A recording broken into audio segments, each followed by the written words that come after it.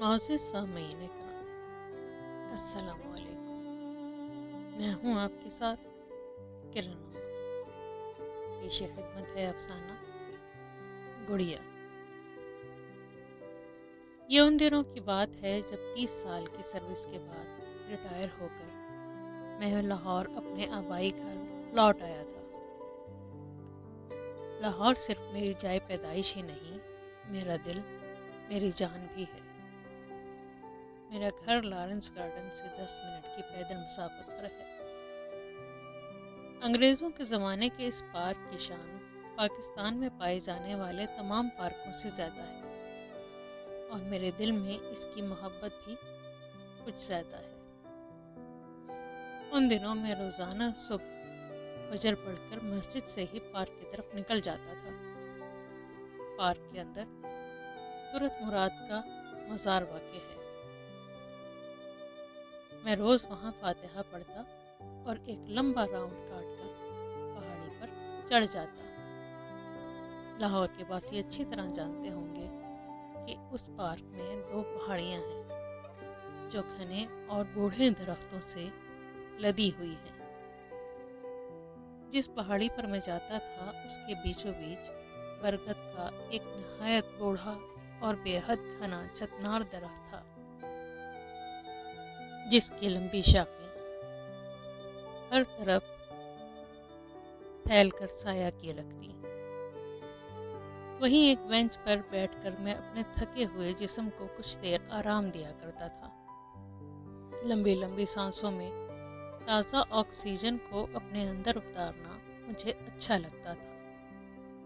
پھر جب سورج کی نرم گرم دھوپ ہر طرف پھیلنے لگتی تو میں بھی گھر لوٹ آتا۔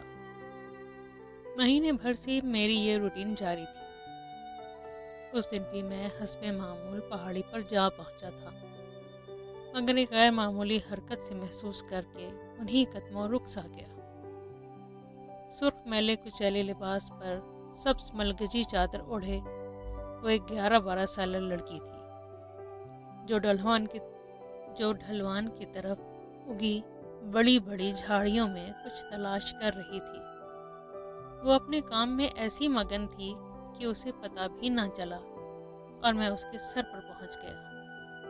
میلا کچیلا وجود اور بکھرے بال، مجھے یہ جاننے میں دیر نہ لگی کہ وہ کوئی بھکاری بچی تھی۔ چند لمحوں میں وہ ایک باربی ٹائپ پرانی سی گڑیا ہاتھ میں لیے پلٹی، پر مجھے دیکھ کر ٹھٹک گئی اور غیر ارادی ہاتھ پیچھے کر لی۔ کیا چھپا رہی ہو؟ میں نے ذرا غصے سے پوچھا۔ پہلے تو وہ کچھ ڈر سی گئی، مگر جلد ہی سنبھل بھی گئی۔ تمہیں کیا ہے میری چیز؟ یہ کہتے ساتھ ہی اس نے میرے برابر سے نکل کر بھاگنے کی کوشش کی، پر میں نے صورت سے اس کا بازو پکڑ کر روک لیا۔ دکھاؤ مجھے کیا چھپا رہی ہو؟ اس نے خود کو میری گرفت سے چھڑانے کی کوشش کی۔ چھوڑو مجھے، چھوڑو چھوڑو۔ تھی تو وہ بچی، پر خاصی جاندار تھی۔ اسے قابو کرنے میں ہلکان سا ہو گیا، اور پھر ایک کرارا سا تھپڑ اس کے گال پر جڑ گیا۔ تھپڑ کھا کر وہ سہم کر سن سی ہو گئی تھی۔ شرم نہیں آتی لوگوں کی چیزیں چراتی؟ وہ چپ رہی۔ میں نے گڑیا اس کے ہاتھ سے چھین لی۔ وہ ایک پرانی سی گڑیا تھی جو شاید پارک میں آنے والی کوئی بچی اپنے ساتھ لے آئی ہوگی۔ کیوں چرائی تم نے کسی بچی کی گڑیا؟ میں نے اس کے چہرے پر نظر ڈالی تو وہاں آنسوؤں کی 2 لکیر کھنچ رہی تھی۔ چرائی نہیں ہے، پڑی ہوئی ملی تھی۔ شان اور کاکو مجھ سے چھین نہ لے، اس لیے یہاں چھپا دی تھی، اس نے رندھی ہوئی آواز میں جواب دیا۔ اسے دیکھ کر میرے دل کو دھکا سا لگا۔ کیوں تھپڑ دے مارا؟ صرف ڈانٹ سے بھی کام چل جاتا۔ بنا اجازت کسی کی چیز اٹھانا کوئی اچھی بات تھوڑی ہے۔ اب کہ میرا لہجہ کچھ نرم تھا۔ میں نہ اٹھاتی کوئی اور بھیکاری اٹھا لیتا، جس کی ہے اسے تو پھر بھی نہ ملتی۔ اور ہمیں کسی نے کون سا خرید کر دینی ہوتی ہے؟ پڑی ہوئی چیزوں اور بچے ہوئے کھانوں سے ہی تو مزہ کرتے ہیں ہم۔ اس کی بات سن کر میرا دل دھک سے رہ گیا۔ کربناک سچ بول رہی تھی وہ۔ میں نے آج تک کسی بھیکاری یا فقیر کو کچھ خرید کر کھاتے نہیں دیکھا تھا۔ اس کے بازو پر میری گرفت ڈھیلی پڑ گئی۔ اس نے جھٹکے سے بازو چھڑایا اور بھاگتے ہوئے پہاڑی سے نیچے اتر گئی۔ اس کے بعد مجھ سے وہاں رکا نہ گیا اور ملول سی طبیعت لیے گھر لوٹ آیا۔ وہ گڑیا بھی میرے ہاتھوں میں میرے ساتھ ہی آ گئی تھی۔ ریٹائرمنٹ کے بعد میں نے اردو بازار میں دکان کر لی تھی۔ کتابیں پڑھنا میرا پسندیدہ مشغلہ تھا۔ اس دکان کی بدولت میرا روزگار اور شوق دونوں چل رہے تھے۔ صبح اس بچی کو تھپڑ مارنے کی وجہ سے سارا دن دل پر ایک بوجھ سا دھرا رہا۔ اگلے دن پھر صبح کی روٹین کے مطابق میں واک کرتا لارنس گارڈن چلا گیا۔ جب میں ترت مراد کے مزار پر فاتحہ پڑھ رہا تھا تبھی وہی بچی مجھے مزار کے ایک طرف کھڑی نظر آئی۔ میں نے اسے اشارے سے قریب بلایا۔ خلاف توقع وہ آ بھی گئی۔ آج پھر کچھ چھپایا؟ اس نے نفی میں سر ہلایا۔ پھر اتنی صبح صبح یہاں کیا کر رہی ہو؟ کچھ چپ رہنے کے بعد وہ بولی، تم سے ملنے آئی تھی۔ میں نے تعجب سے اسے دیکھا۔ تھپڑ کھانے کے بعد بھلا وہ مجھ سے ملنے کیوں آئی تھی؟ صاحب وہ گڑیا مجھے دے دو، تمہارے تو کسی کام کی نہیں۔ اس بچی کا شاید اس گڑیا پر دل آ گیا تھا۔ میں نے اسے دیکھا اور پلٹ کر پہاڑی کی طرف چل دیا۔ وہ بھی میرے پیچھے پیچھے آنے لگی اور ایک ہی رٹ مسلسل لگائے رکھی، صاحب گڑیا دے دو نا، صاحب گڑیا دے دو۔ اس مختصر سے سفر میں کچھ سوچ چکا تھا۔ پہاڑی پر پہنچ کر میں اپنی مخصوص جگہ پر جا بیٹھا اور اسے بھی اپنے قریب بیٹھنے کا اشارہ کیا، لیکن وہ سنی انسنی کرتی کھڑی رہی۔ خاصی اکڑ مزاج بچی تھی۔ گڑیا چاہیے تمہیں؟ اس نے اس بات میں سر ہلایا۔ میں نے جیب سے گڑیا نکالی جو میں اپنے ساتھی سوچ کر لے آیا تھا کہ واپس انہی جھاڑیوں میں پھینک دوں گا، شاید وہ پھر آ کر لے جائے۔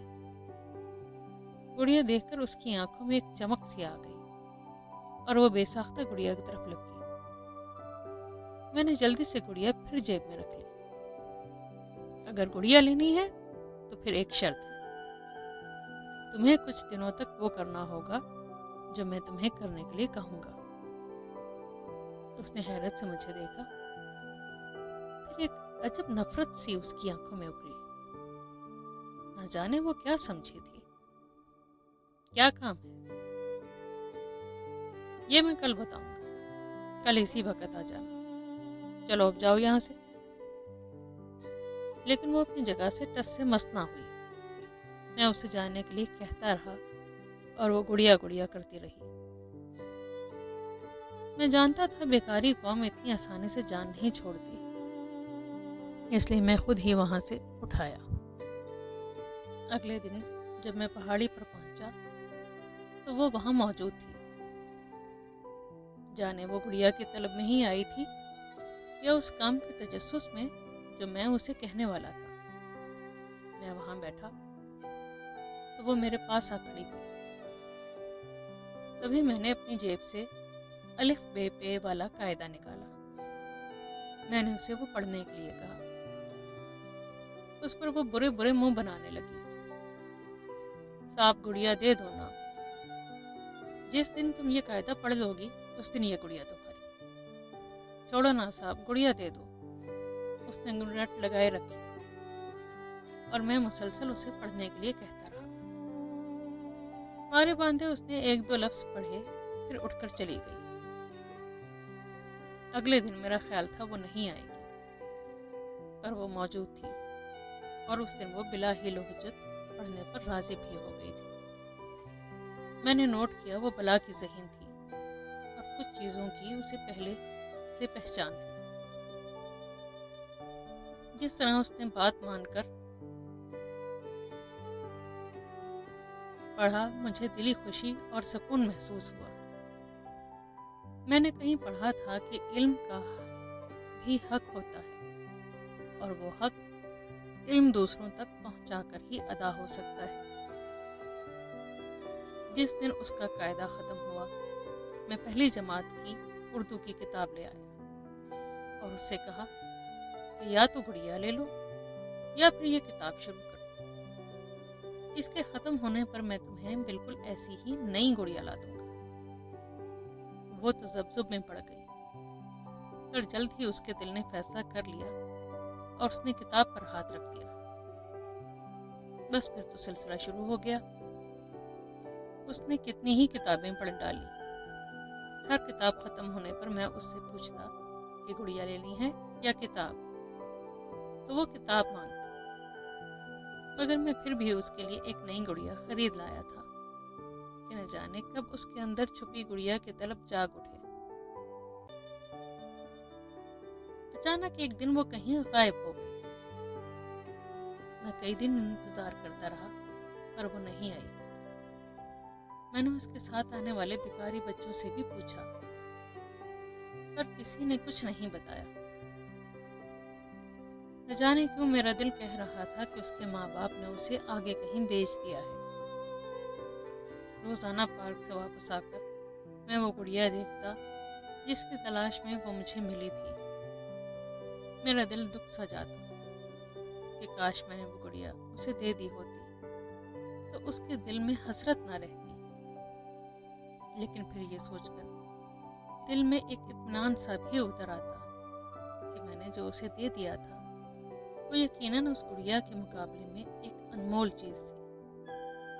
ये गुड़िया तो ज़्यादा अरसा उसके साथ ना रहती, मगर वो इल्म जो उसके अंदर उतर गया था मरते दम तक उसके साथ रहेगा और ज़िंदगी में कदम कदम पर उसे फ़ायदा ही पहुंचाएगा।